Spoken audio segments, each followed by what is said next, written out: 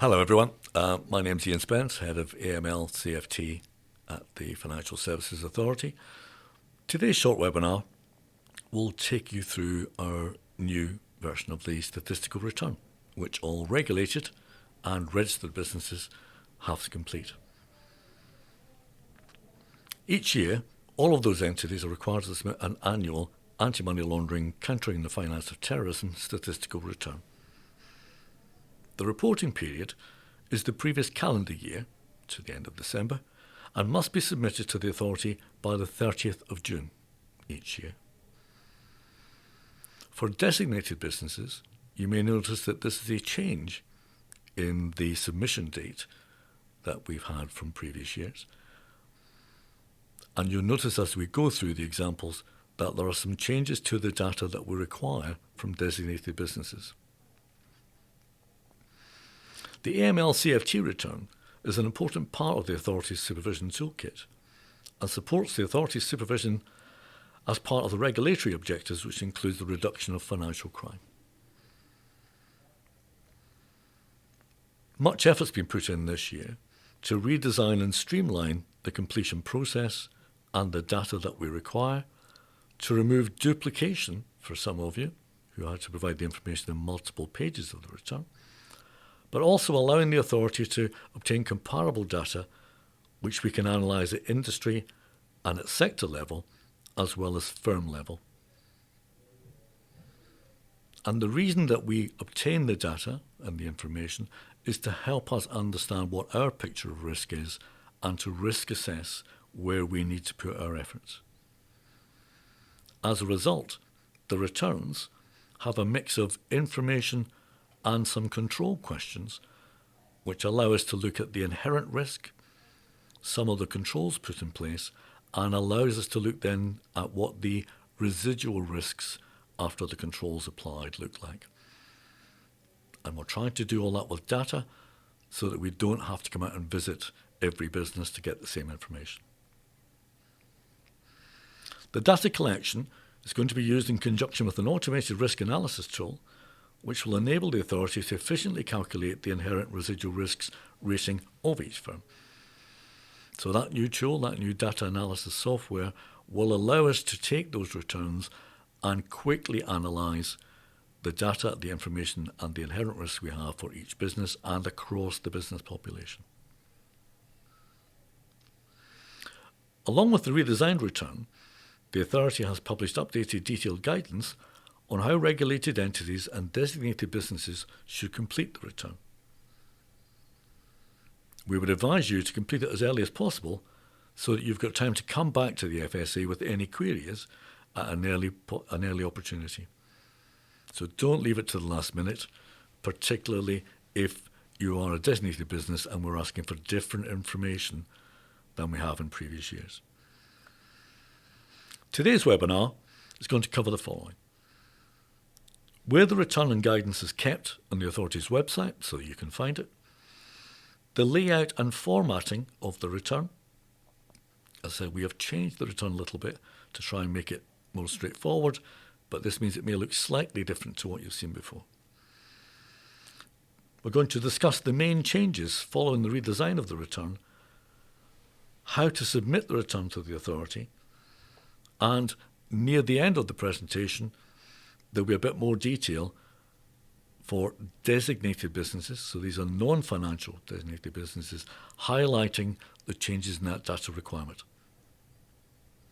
I'm now going to hand over to Ben Campbell, who will take you through the return in more detail. Thanks, Ian.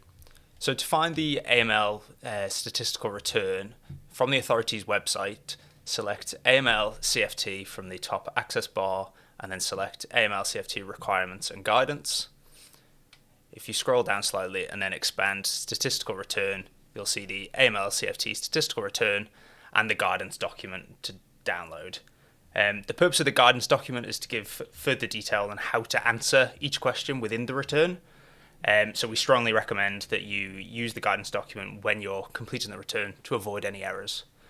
To download a copy of the return, select AML statistical return, which will download. Depending on which browser you use, you might have to download a copy or it'll download automatically.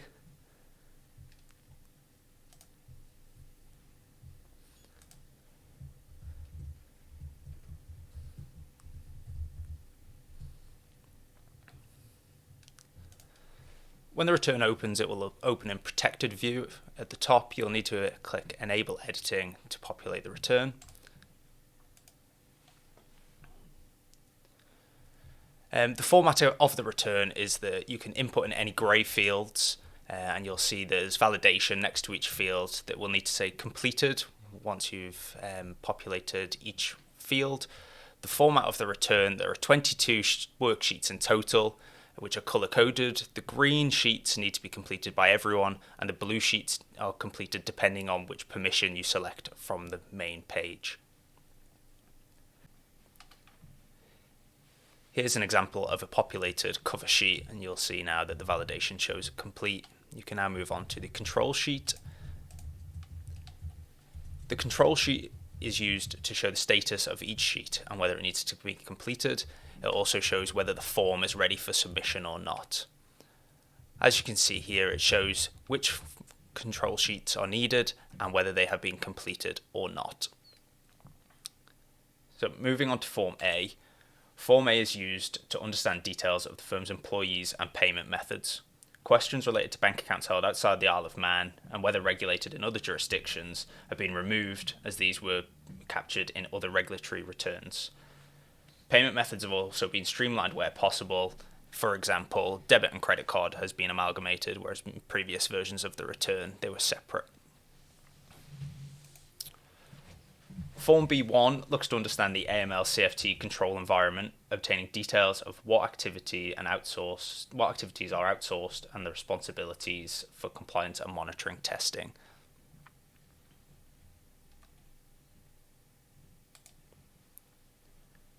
Form B2 is used to understand the screening and ongoing monitoring processes that are in place. We have also included a new section to understand the level of screening undertaken by each firm of beneficial owners of customers as well as the customers themselves.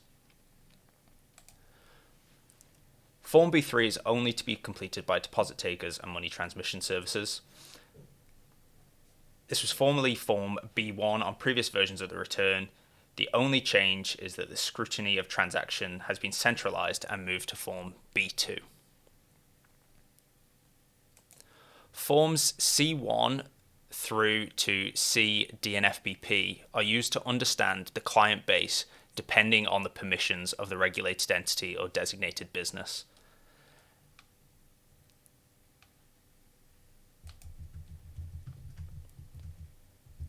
PEPS data was previously included within the understanding of the customer base.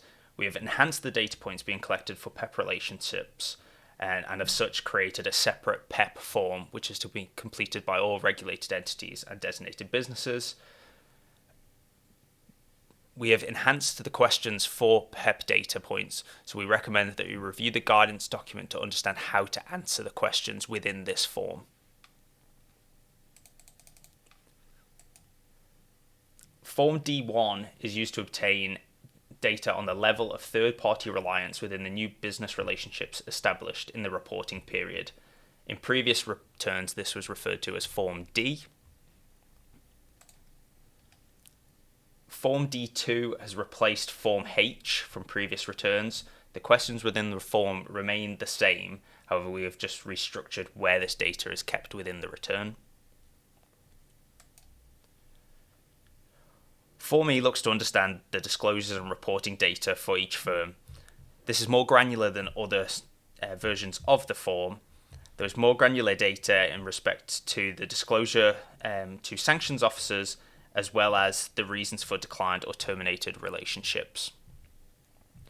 Forms F and G are the same as previous returns. They are used to understand the residency of the customers, as well as the residency of the UBOs for non-natural customers. Once you have gone through and completed all the required forms, head back to the control sheet to double check that every required form has been completed. At the top of the control sheet, it will also say the form is ready for submission. In order to submit the return, save a the return and attach it to an email and send it to amlreturns@iomfsa.im. This is also the same contact information should you need any assistance while completing the return. For designated businesses, this is a new return this year. Previous returns have been completed on the designated business portal in October. That will not happen this year, and this Excel return replaces that. The information completed within the online designated business return is included within the new AML CFT statistical return, with information previously recorded on customers found in the CDNFBP form. So you've got your total number of customers and then new business relationships. Information regarding PEPs is within its own PEP form, which needs to be completed. Form D1 is for reliance and code concessions, so the use of introducers and acceptable applicants can be completed on this form. Form D2 is for sources of introducers, so whether business is direct, referrals, or introduced business. Form E is similar to the online return in respect of disclosures and reporting. However, it goes into more granular detail for the reason for the internal or external disclosure. Form F is for residency of customers, so previously designated businesses have reported on locations, either local Isle of Man business, UK Channel Islands, Europe, or rest of world. Within this return, we ask for the granular detail of the exact country of the customer's residency. And the same with respect for non-natural clients. Form G asks for the residency of the UBOs.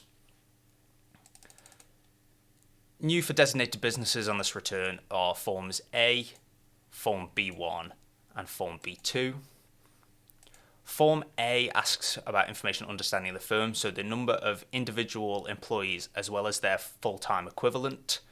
It does not differentiate between Isle of Man and non-Isle of Man employees. This data will be captured within the designated business portal separately. New for designated businesses as well is payment methods. So we are after the incoming and outgoing payment methods for the business, specifically related to designated business activity. Form B1 asks for information about the AML CFT control environment, understanding what parts of processes are undertaken by the firm, outsourced to group or outsourced to a third party. Additionally, we ask for information in regards to monitoring and testing at the first line, second line, and third line. Form B2 asks for scrutiny on screening and monitoring of client relationships based on risk rating and trigger events. And further down the line, whether there's any scrutiny on transactions. And within all these forms, at the bottom of the page, there is a comments section. So please feel free to pop in any additional comments you wish the authority to review on these forms. The return is due by the end of June. So the 30th of June is the deadline for data up to the 31st of December for the previous year. We are here to help, so if you have any queries, please contact the AML division on amlreturns@iomfsa.im and we'll be happy to help.